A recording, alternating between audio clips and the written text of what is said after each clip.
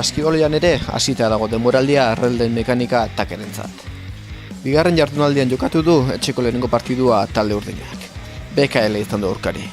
Puntu bakarragatik baina irabazi egin du. 57 eta 56 izan da azken emaitza. Partidu estua izan da.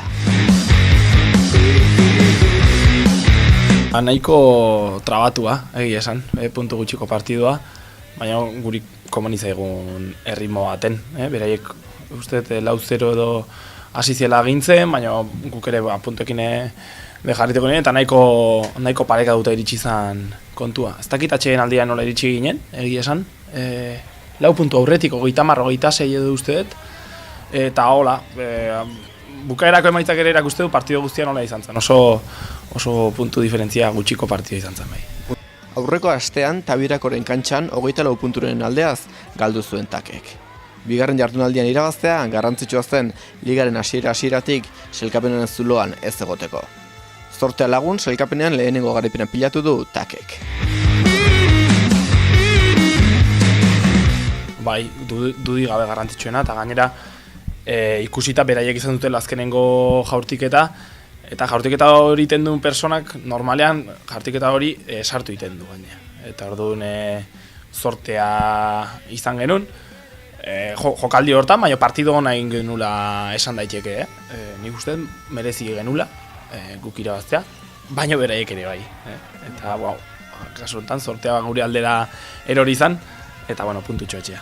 Nik uste dinamika hon hartzeko garrantzitsua izango dela, eta atorren hasten Bilbora beste perspektiba batekin edo beste indar batekin juteko garrantzitsua izango da, eta bai ondo. Nik oso atzo nabari izan, taldean oso guztua gendela, behar genuen olako zerbait ondo hasteko edo entrenamendu honei jarraipen bat emateko, eta nola jarraitzen denuen.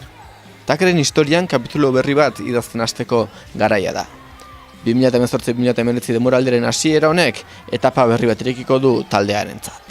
Entrenatzaile berria du, Jon Azaldegi jokalari ohia. Taldekideen artean ere berritasun ugari daude. Azkenengo urtetan egondan aldaketain nabarmenena nik uste jaso dula.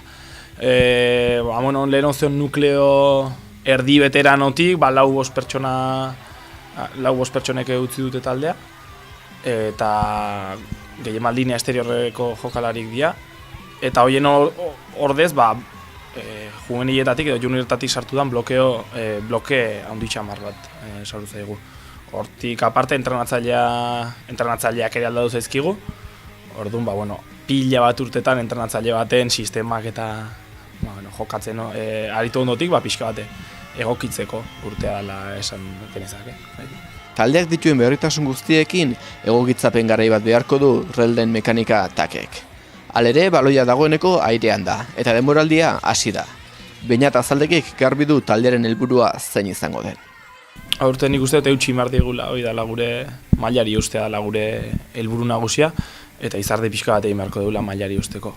Nik uste ezin dela konparatu beste urte batzuetan eduki deune blokea edo potentziala aurten daukagunarekin, ez? Aurten pixka bat eraikitzea tokatzen zaigu, eta nik uste helburua mailari ustea dela, dudi gabe.